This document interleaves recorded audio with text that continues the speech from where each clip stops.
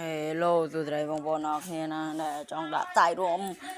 នៅក្នុង game Free Fire អ្នកគ្នាអាចមើលវីដេអូនេះដល់ចប់បានបើអ្នកចេះហើយអាចអមឡងបានអ្នកគ្នាបាទឥឡូវយើងមុននេះបងប្អូនជួយ Subscribe ខ្ញុំជីវខ្ញុំម្នាក់មួយនឹងឲ្យមេដាយខ្ញុំម្នាក់មួយដើម្បីបានវីដេអូថ្មីចេញពីខ្ញុំទៀតបាទឥ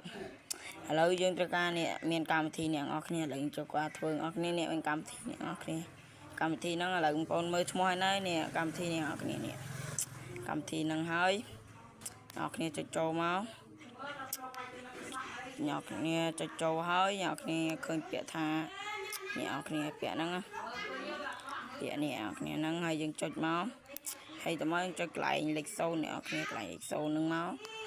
ចុចមកតើមកវានឹងចេញទៅប្រងបែបនេះយើងត្រូវការចូលទៅ game Free Fire យើងទាំងអស់គ្នាបាទឥឡូវយើងត្រូវការចូលទៅ game Free Fire យើងអ្នកគ្នាអត់មានធ្វើអីទេមានចូលទៅ game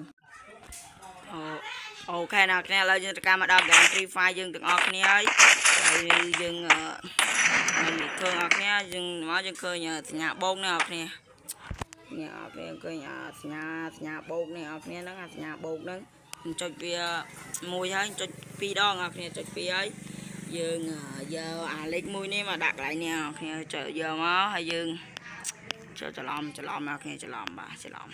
តើមកអ្នកគ្នាចុច style រួមសិនហើយចាំដាក់អានឹងកន្លែងអាចចុច style ហ្នឹងមកហើយដាក់ style ដែលអ្នកនរគ្នាចង់ដាក់ទាំងមកហើយតើមកយើងចុចកញ្ចំអាអ្នកគ្នាអាលេខ1ចុចកញ្ចំអាលេខ1យើងដាក់ហ្នឹងមកតើមកយើងលុបអានេះចេញអស់សិនមកបងប្អូនដាក់វាបើចង់ដាក់វាឲ្យបានលឿនអ្នកគ្នាដាក់តែមួយបានហើយដាក់លេខ1ដូចខ្ញុំចឹងមកហើយយល់ព្រមចឹងមកហើយតើមកអ្នកគ្នាចុចលេខ2ម្ដងហើយយើងដាក់មួយដូចគ្នាមកហើយយើងចុចយល់ព្រមមកជាមួយអ្នកគ្នាហើយចាំមើលខ្ញុំដាក់មើលអ្នកគ្នាបាទឥឡូវយើងត្រូវការដាក់មក